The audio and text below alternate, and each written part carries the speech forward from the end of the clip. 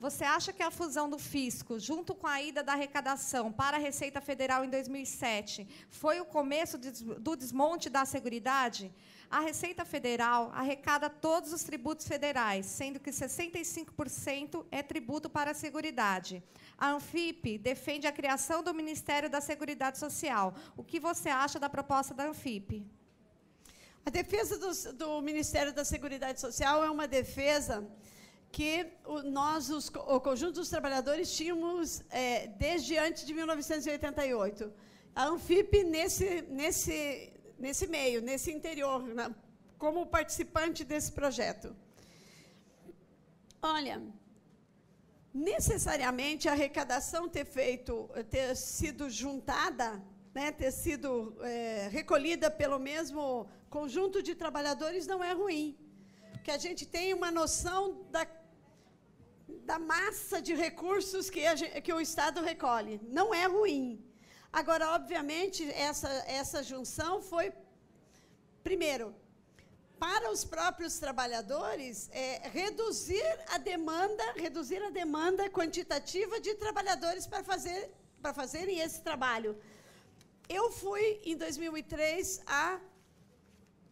ao Espírito Santo, e um dos fiscais da Fazenda me disse o seguinte: nós no Brasil,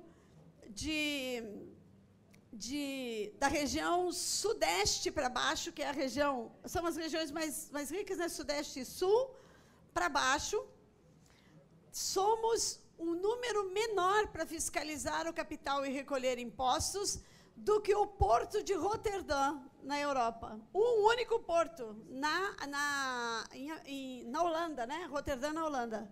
Então, num país com essa dimensão, com uma economia gigantescamente maior do que a Holanda, nós temos menos fiscais do que tem num determinado porto.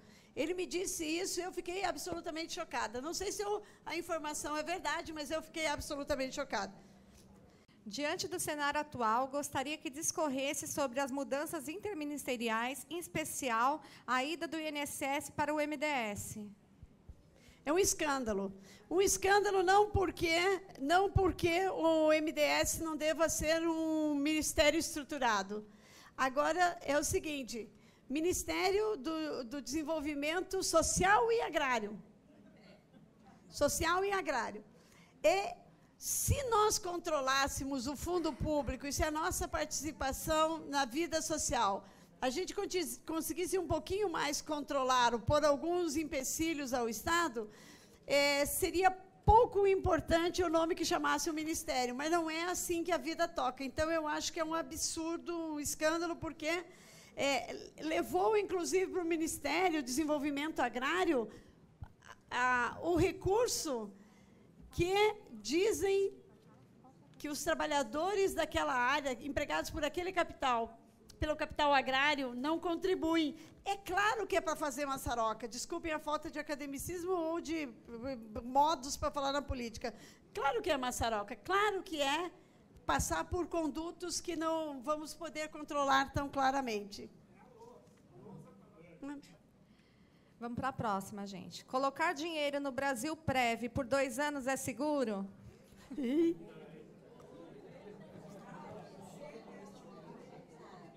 Acho que não. Acho que não, mas essa não é uma pergunta que eu possa responder. Sim. Eu não posso responder publicamente essa pergunta.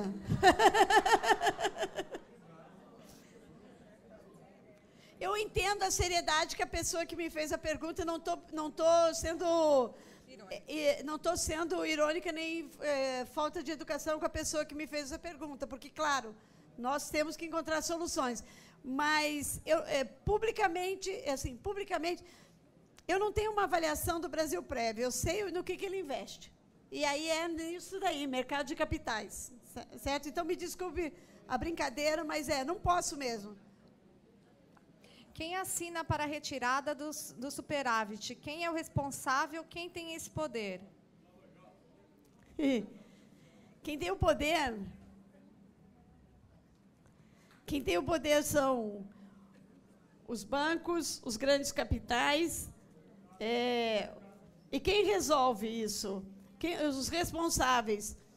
Parlamentares e governos a soldo dos capitais. Então, os que mandam.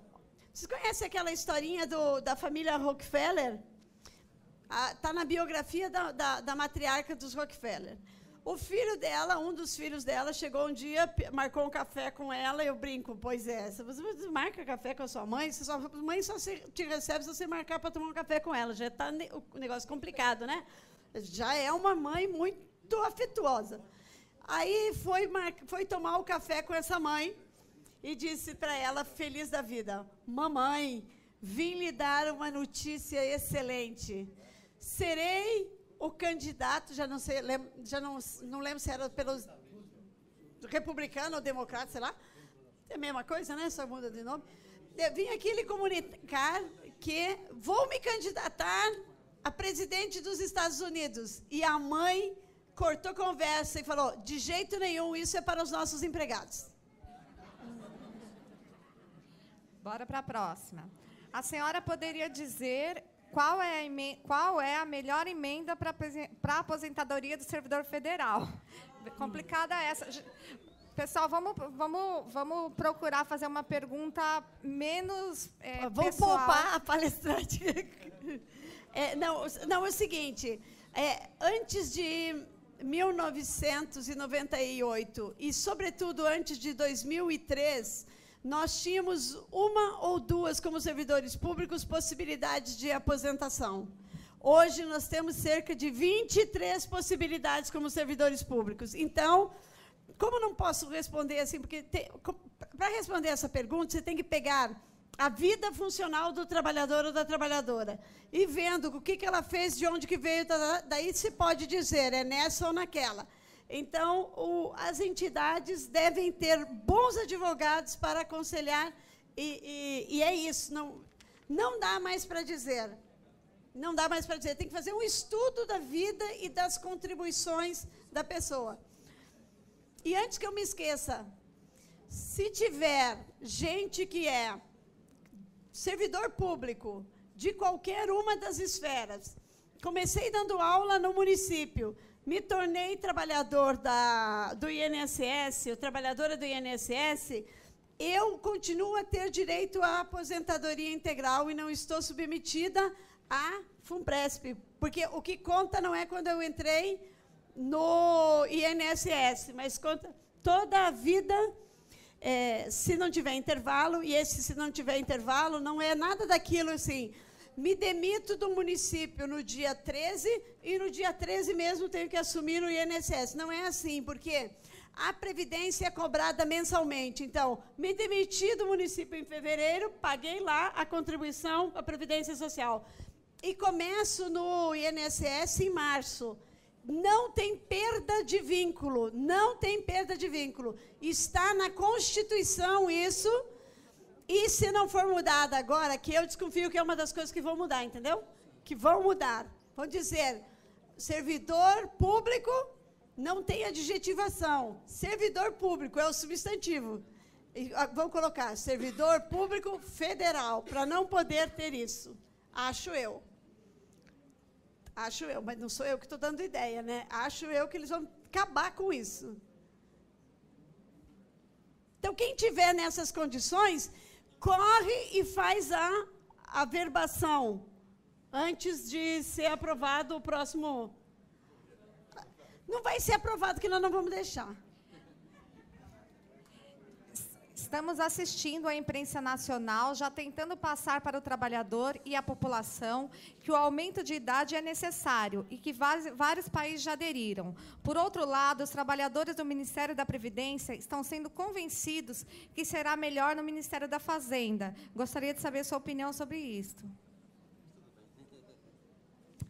Olha, se os trabalhadores do INSS, da Previdência em geral, saírem da luta porque podem erroneamente achar que vão ser melhor tratados e vão para um outro nível de relação com o Estado, por estarem no Ministério da Fazenda, eu tenho uma notícia muito triste. Vão continuar a ser tratados como somos até agora, como uns nada. como no Ministério da Educação, no Ministério da Previdência, em qualquer ministério, gente. Porque mesmo que um trabalhador, uma assistente social como eu sou, ou um professor, uma professora como eu sou, deixo de ter o vínculo com o Ministério da Educação ou com o Ministério da Previdência e vou ser bem tratada, melhor remunerada, continuo com o meu cargo, só mudou de ministério. Gente, nós não podemos entrar em ciladas tão vagabundas primárias, primária mais elegante, né? Do que essa, porque eles vão tentar nos convencer que é isso. Vão tentar, vão tentar. Qual o impacto do crédito consignado e do endividamento das famílias nas lutas dos trabalhadores? Que ótimo esse tema. Sabe por quê? Porque tem tudo a ver com as reformas. E o Fernando Henrique é o responsável pelo crédito consignado nos salários dos servidores públicos e na Previdência e nas pensões. Mas não tinha sido implementado com o Fernando Henrique. A partir de 2004, Luiz Inácio Lula da Silva, naquela reforma da 41/03, a emenda constitucional 4103, criou o ambiente e mais tarde, em 2003, criou o ambiente e mais tarde cria mais uma lei e as condições. Eu acabei de orientar uma tese de doutorado naquela direção assim. Vai estudar sobre o quê? Não, eu tenho aqui 20 assuntos. Um dos 20 assuntos para estudar era o crédito consignado. O crédito consignado, a professora Rivânia Moura, da Universidade do Estado do Rio Grande do Norte, fez essa tese estudando o crédito consignado. O crédito consignado, entre 2004 e 2012, nem 10 anos, levou de dinheiro novo para os banqueiros. Dinheiro novo, não foi pagar o empréstimo, foi pagar o empréstimo e os juros sobre o empréstimo. 200 bilhões de reais.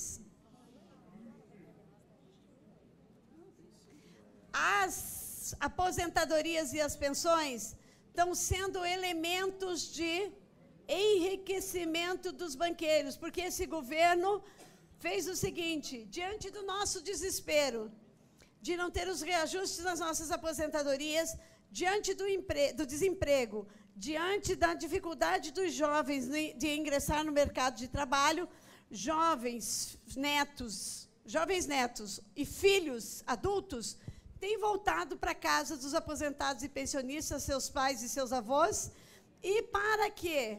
Usam esses dinheiros os aposentados e os pensionistas para fazer mais bater a laje e colocar mais um piso, para fazer mais um quarto, para fazer mais um banheiro. Fizemos esse levantamento num posto lá do INSS em Niterói.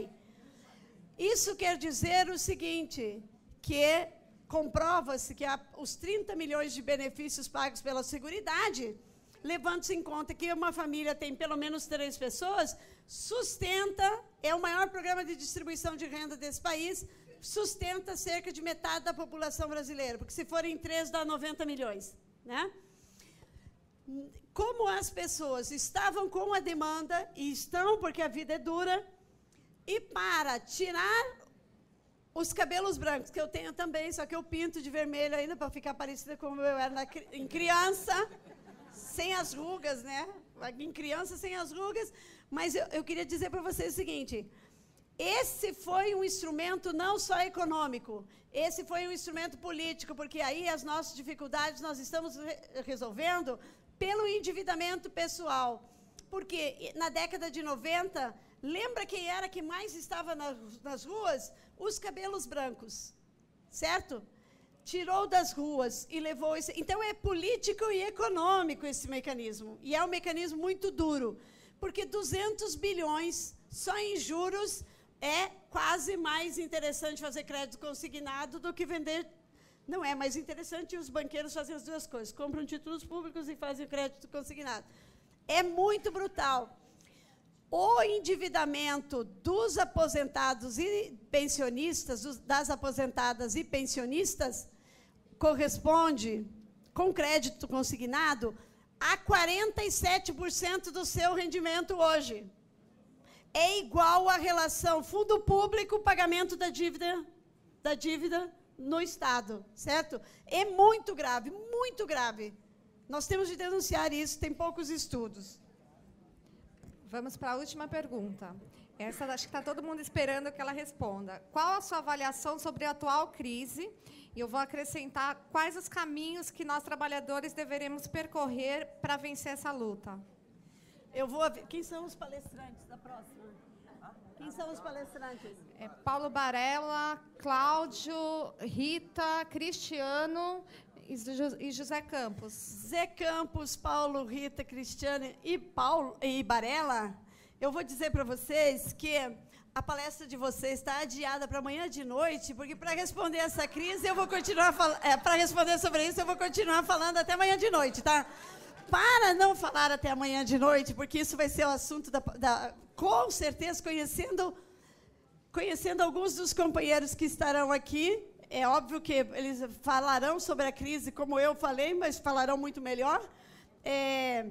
A atual crise, eu tenho tentado dar uma explicação teórica a partir da tradição marxista para esse debate, dizendo o seguinte: quando o capital entra em crise, porque cai a sua lucratividade, ele não vende as mercadorias, caiu a lucratividade. Ele precisa encontrar novas formas de lucratividade para que os seus lucros voltem a ser grandes, generosos, etc.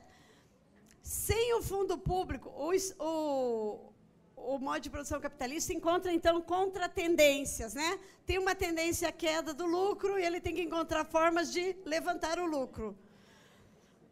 O fundo público hoje, para mim, se constitui como talvez a mais importante contratendência à crise do capital. Não é por outra razão que nós estamos vendo os recursos públicos. E depois isso também tem uma explicação que não são impostos e contribuições, na minha opinião, trabalho excedente, trabalho necessário, mas isso é uma outra conversa mais funda. Se não for o fundo público hoje a salvar os capitais, talvez a crise se agudizasse a tal ponto que criasse outras possibilidades para o seu enfrentamento com a organização dos trabalhadores, nossa, no estágio superior. Mas essa crise não é brincadeira. E não é por outra razão que está ocorrendo no plano da política, no plano da economia e no plano dos nossos direitos, essas propostas de mais de 60 projetos de lei que nos tiram direitos, certo? Portanto, a crise é real, não é brincadeira, e a crise última frase, a crise para o modo de produção capitalista, para aqueles grandes capitais, e são eles os que não quebram, uma oportunidade única de expansão de negócios. Para nós o desemprego, o corte dos direitos, o sofrimento, o padecimento das novas gerações, e para o capital, possibilidades de reatualizar os seus lucros e expandir os seus negócios. A previdência, certamente, é um desses negócios que o capital almeja crescer. Absolutamente insuficiente as minhas respostas a todas as questões, mas absolutamente suficiente para o meu coração ficar aquecido que lutaremos e que a reforma da Previdência, a reforma dos outros direitos que vão ser discutidos agora, não passará sem a nossa resistência. Poderemos ser derrotados, mas não estamos agora, por hora, não devemos ter a perspectiva de que poderemos ser derrotados. A luta será duríssima, duríssima, inclusive porque tem lei antiterrorista, mas nós também sabemos do quanto é necessário lutar. Muito, muito obrigada e desculpe ter falado tanto, estou com vergonha na mesa. Nós agradecemos imensamente sua presença, Sara, a sua simpatia e disponibilidade, e a gente vai te dar essa pequena lembrança em nome de toda a categoria e em nome de todos os trabalhadores. Muito obrigada pela sua militância e é de pessoas como você que nós precisamos para continuar a luta, de nós todos.